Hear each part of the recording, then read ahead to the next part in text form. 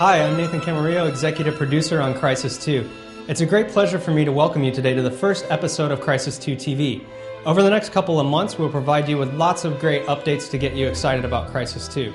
In this first episode, you'll learn more about the origin of the Crysis series and some teasers on what you can expect in the future. So join us now for a behind-the-scenes look at Crysis 2.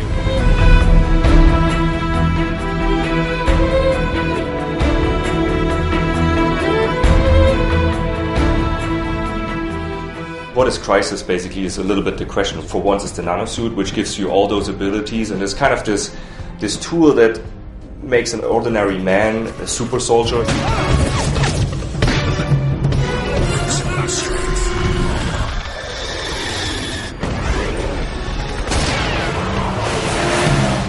How Crysis 1 starts is you're sent to this island. There's an archaeology team that discovered something. There's like an alien presence on this island and they're really dangerous. And the story for Crysis 2 is more about finding a little more out about the alien and actually ways to defeat them.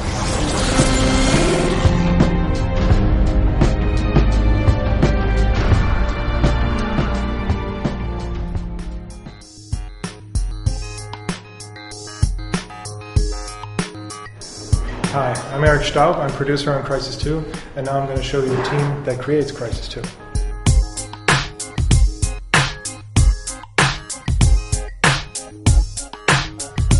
This is the animation department, basically where we create all the animation, skinning, rigging for all the characters in Crysis 2.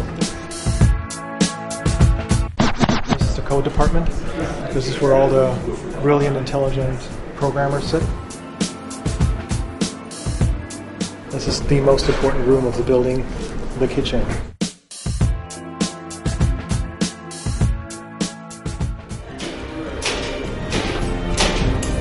I'm Steve Bender, Animation Director here on Crysis 2. And what you're looking at are some stills that we actually got when we were looking at the aliens that we have for Crysis 2. And we were saying, well, how would these characters move? They would definitely have this sort of locked out knee position, and they would throw their weight forward and have to push from their shoulders. But how can we get ourselves to move like that? And we came up with this idea of creating these types of stilts.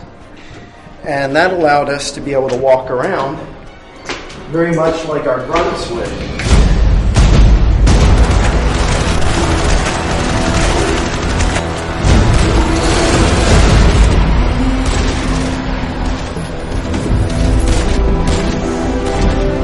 Crysis 1, you're in the jungle and our engine was very tuned to actually do that right. But Crysis 2 is much more straightforward design, like we want to have pick up and throw stuff and we want to use it in the game for actual gameplay.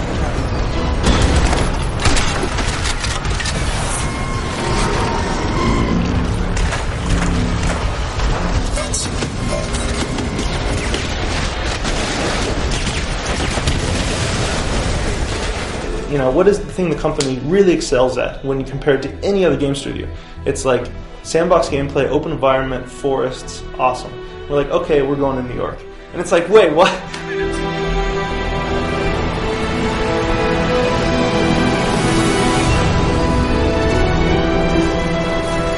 How do you take a city, which traditionally is totally like linear corridor shooter, and make it feel like the games that we've put out before? We know that the fans are expecting this stuff and we have to deliver.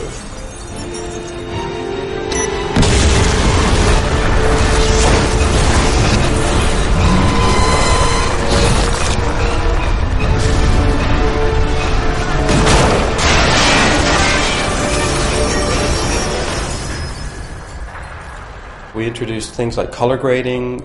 We looked closely at the techniques used in the film world. We can actually seriously control the color space in a very, very specific way.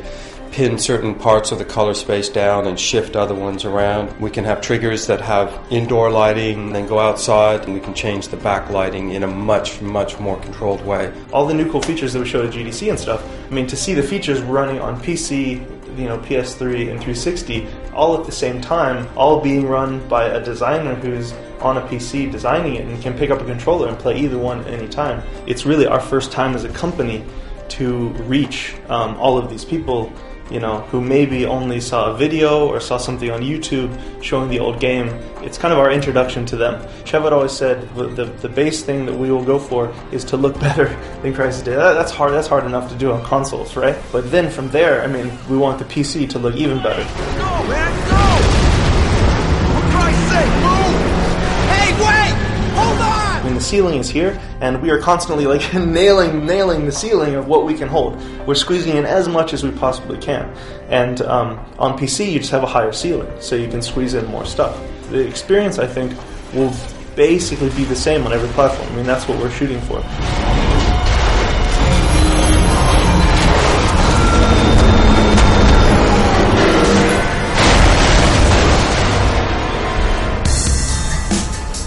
One half of the building, one half of the art department.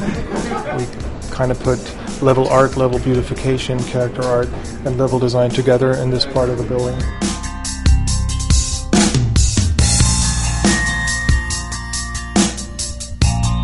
This has two names. One of them is the art pit, and the other one is this. This is like a small task force of people, and they're really crunching to get big chunks in the game done in time for alpha or for whatever deadline we have. They're a bit locked off, so they have their own quiet space and peace. This is the entire QA area. QA is really important because they're checking basically the game, the build, everything constantly, reporting bugs. So without QA, nothing would work. Here we have the audio department. Right now I'm on this cinematic here. It's going to be implemented in the game later. A rough sound mix.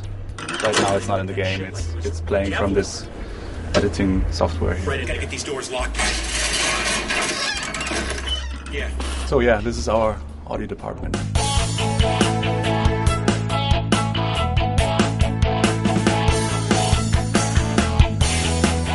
I hope you enjoyed our little tour through the Crytek office and the Crysis 2 production team, and I hope you enjoyed playing the game.